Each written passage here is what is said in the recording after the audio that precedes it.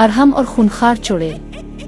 अरहम एक नेक दिल और बहादुर लड़का था। वो हमेशा दूसरों की मदद करता और सच बोलता था। इसका गांव एक खूबसूरत और पुरम जगह थी, लेकिन एक मसला था। जंगल में एक खूनखार चुड़ैल रहती थी। लोग कहते थे कि जो भी इस जंगल में जाता वो कभी वापस नहीं आता। एक दिन गांव के एक बूढ़े शख्स की बकरियां जंगल में खो गईं। सब लोग डर गए और किसी ने भी जंगल में जाने की हिम्मत न की।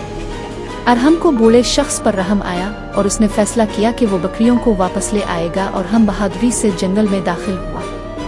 वहाँ हर तरफ अंधेरा था, दरख्तों की शाखें अजीब व गरीब साए बना रही थीं और एक खौफनाक खामोशी थी।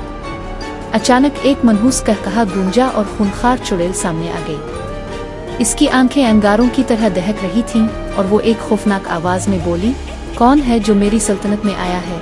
अरहम ने हिम्मत से जवाब दिया, मैं अरहम हूँ। मैं यहाँ किसी को नुकसान पहुँचाने नहीं आया, बल्कि सिर्फ खोई हुई बकरियाँ ढूंढने आया हूँ। चुड़ैल ने कहकहा लगाया और कहा, अगर तुम चाहते हो कि मैं तुम्हें जिंदा जाने दूं, तो तुम्हें एक शर्त पूरी करनी होगी। कौन सी शर्त? अरहम ने पूछा। चुड़ैल ने कहा, अगर तुम सच बोलने वाले और नेक हो तो मेरा जादू तुम पर असर नहीं करेगा। अगर झूठ बोलोगे तो मैं तुम्हें पत्थर बना दूंगी। अरहम को अल्लाह पर भरोसा था। इसने जवाब दिया, मैं हमेशा सच बोलता हूँ और नेकी करने वाला हूँ। अल्लाह के सच्चे बंदों पर कोई जादू असर नहीं करता। चुड़ैल ने जैसे ही जादुई मंत्र पढ़ा, अचानक इसके हाथ कांपने लगे और वो खुद पत्थर की मूरत में तब्दील होने लगे। अरहम ने हैरानी से देखा कि चुड़ैल के जादू का असर इसी पर होने लगा था। चुड़ैल चीखने लगी, ये कैसे मुमकिन है? अरहम ने मुस्कुरा कर कहा, जो सच्चाई पर कायम रहता है अल्लाह उसकी हिफाजत करता है। चुड़ैल मुकम्मल तौर पर पत्थर की मूर्ति बन गई और उसका खौफ हमेशा के लिए खत्म हो गया। अरहम ने बकरियां ढूंढी और उन्हें लेकर गांव वापस आ गया।